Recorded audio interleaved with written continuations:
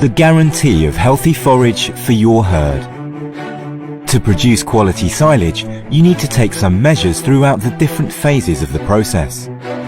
When carried out properly, the procedure will avoid nutrient loss and, above all, maintain the characteristics of a healthy feed.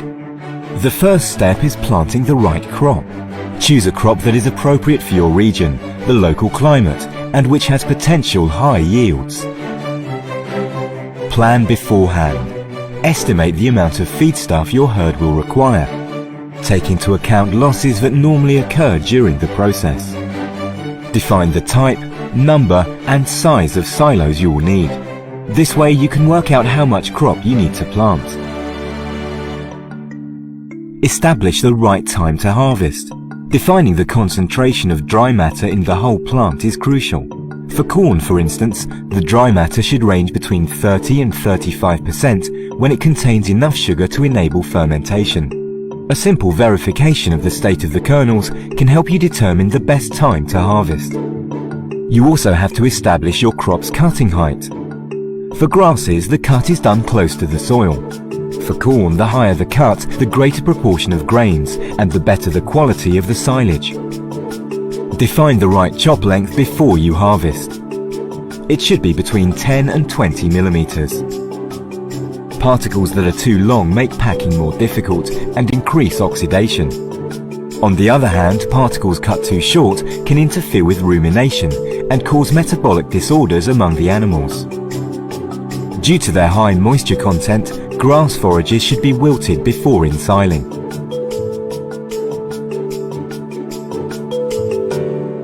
Using proven inoculants will enhance profitability when producing silage. pH levels drop faster, limiting the growth of undesirable microorganisms, thereby reducing dry matter losses. It also yields silage with higher nutritional value. The de Laval FeedTech inoculants range offers the right product for your farm. Products based on homofermentative bacteria for more efficient fermentation. Heterofermentative Lactobacillus buchneri-based products for greater aerobic stability during feed-out. And products that combine homo and heterofermentative bacteria to achieve both benefits. De Laval can help you choose what's best for you.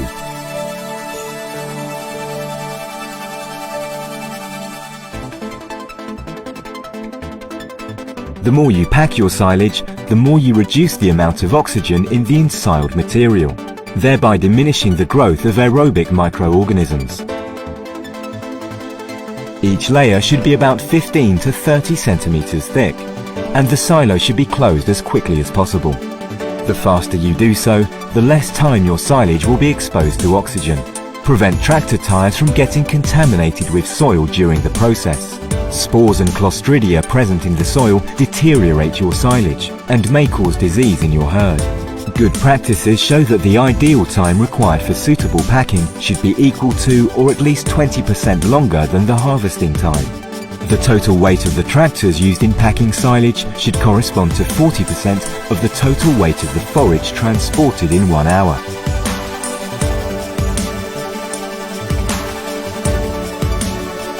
Perfect sealing will prevent oxygen from penetrating and damaging your silage. That's why De Laval recommends using films with proven oxygen barrier technology. Ordinary plastic tarps are permeable and thus generate high dry matter losses due to oxidation and the proliferation of yeast and the molds. Losses on the top may affect about 35 centimeters of the silo surface and cause metabolic disorders for your herd if not discarded. De Laval offers solutions that reduce these visible losses to zero. Films made of special polymers that block oxygen entrance 100 times better than commonly used plastic films. Net with proven superior resistance against stomping and damage caused by birds and rodents. And bags that facilitate quicker silo opening and closing.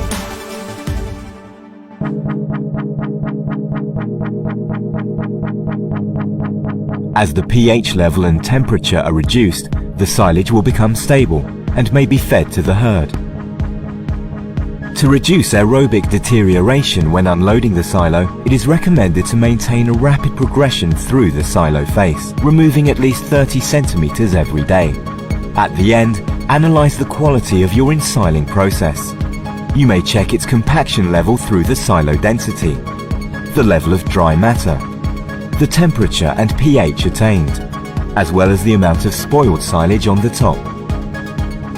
A mere sample of the silage can provide data such as particle size distribution and the nutritional value of your silage. It can also specify the organic acids produced during fermentation.